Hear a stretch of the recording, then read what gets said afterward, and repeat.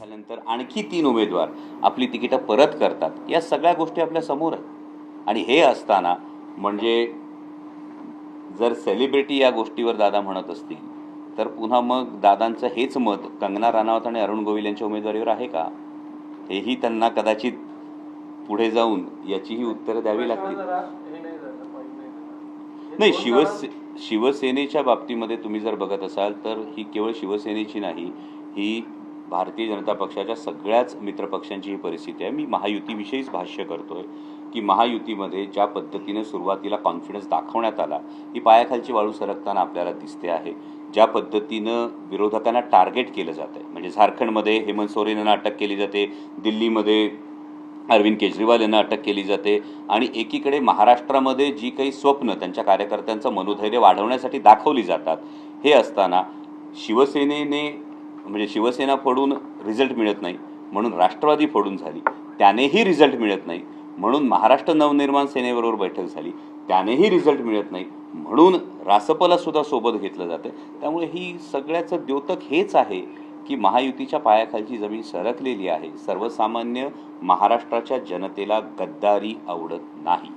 तुम्ही रासपचा उल्लेख केलाय, बारामतीमधनं कदाचित रासपचे उमेदवार नेते जे आहेत जानकर, त्यांचं बारामतीमधनं महायुतीचे उमेदवार असण्याची एक राजकीय वर्तुळात चर्चा आहे.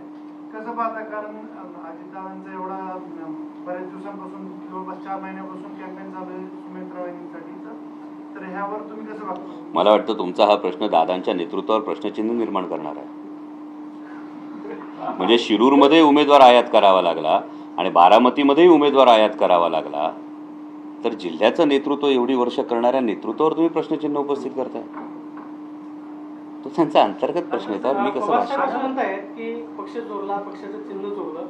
सुनेत्रा पवार असं म्हणतायत की पवारसाहेब लोकशाहीला मानतात, 80% लोकांनी अजित पवारांची भूमिका स्वीकारलेली आहे, तर मग पक्ष चोरला, चिन्ह चोरला असं का म्हणतात? 80% लोकांची भूमिका बरोबर नाहीये का? कृष्णाच्या बरोबर आखी भावकी विरोधामध्ये होती, मात्र जिंकला तो कृष्ण, अशा आशयाचं पोस्ट जे आहे, फेसबुक पोस्ट जे आहे ते सुनेत्रा वहिनींनी.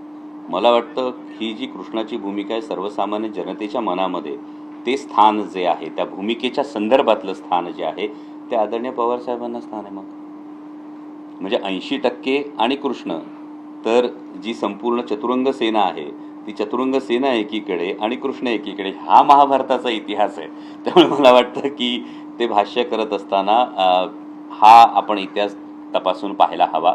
आणि दुसरी महत्त्वाची गोष्ट ही आहे की येणाऱ्या निवडणुकीमध्ये सर्वसामान्य जनतेचा जर आपण जनमानस जर तपासून पाहिलं तर आदरणीय पवार साहेबांना मिळणारा जो एक प्रचंड प्रतिसाद आहे, आणि त्या प्रतिसादाचं एक कारण नाही, म्हणजे अव्याहतपणे गेली 55 वर्ष पवारसाहेबांनी महाराष्ट्रासाठी जे काही केले ते सर्वसामान्य माणूस जाणतो, आणि त्यासाठी तो खंबीरपणे त्यांच्या पाठीशी. म्हणजे माझा फोन जर तुम्हाला मी आत्ता दाखवला तर माझ्या फोनवर तुम्हाला येणाऱ्या नेत्यांचे फोन नाही दिसणार, सर्वसामान्य माणसांचे फोन येत आहेत.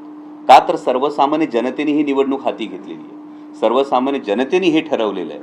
कारण महाराष्ट्राचा हा इतिहास आहे. मला तुम्ही दाखवा ना, महाराष्ट्रामध्ये गद्दारी केलेल्या एखाद्या इतिहासातल्या एखाद्या माणसाचं नाव हे गौरवाने घेतलं जातं, असं एक उदाहरण आपण दाखवा मला महाराष्ट्रातलं. महाराष्ट्र हा स्वाभिमानासाठी उभा राहतो, महाराष्ट्र हा स्वाभिमानानं संघर्ष करणाऱ्यांच्या पाठीशी ठामपणे उभा राहतो, आणि आज आदरणीय पवार साहेब या संघर्षाचं प्रतीक बनलेले आहेत. ही वस्तुस्थिती. संस्कृती आपली ही सांगते कृष्ण जिंकतो. आढळराव पाटलांनी भाषण करताना सांगितलं की पहिल्या 5 वर्षात तुम्ही मांडलेले प्रश्न संसदेत आणि त्यांनी मांडलेले प्रश्न ते अधिक आहेत असं त्यांनी सांगितलं, आणि तुमच्यासारखी बच्चनगिरी करता येत नाही असं त्यांनी तुमच्यावर टीका केलेली आहे. मला वाटतं बच्चन हे फार मोठे अभिनेते आहेत, त्यामुळे मी आभार मानेन त्यांचं की त्यांनी एवढ्या मोठ्या व्यक्तीची जर मला उपमा दिली असेल. आणि दुसरं कसं असतं की 2014 पर्यंत असणारं एक वातावरण आणि 2019 नंतरचं वातावरण यामध्ये अनेक फरक आहेत. त्यामुळे प्रश्न मांडण्याचं जर संख्या फक्त बघितली तर त्या प्रश्नांच्या खोलात जेव्हा जाल तुम्ही, तेव्हा आजचं दादांचं एक विधान जे आहे, हे विधान आणि ते प्रश्न याचं एक फार मोठं समीकरण हे येणाऱ्या भविष्यकाळात पुराव्यानिशी मी तुमच्यासमोर ठेवेन. मग हे प्रश्न मांडत असताना मला वाटतं की ते जर प्रश्न शिरूर लोकसभा मतदारसंघातल्या संदर्भात जास्त असते तर नक्कीच आनंद वाटला असता. हे प्रश्न कुठले आहेत, हे कुठल्या संदर्भातले आहेत याचाही आपण एकदा धांडोळा घ्यावा. एकनाथ शिंदे ज्यावेळेस उद्धव ठाकरेंच्या शिवसेनेतून बाहेर पडले त्यावेळेस असं म्हणाले की आम्हाला शिवसेनेची राष्ट्रवादी काँग्रेस होऊ द्यायची नाही. मात्र आज त्याच एकनाथ शिंदेचे सहकारी घड्याळाच्या चिन्हावरती लढवले जातात.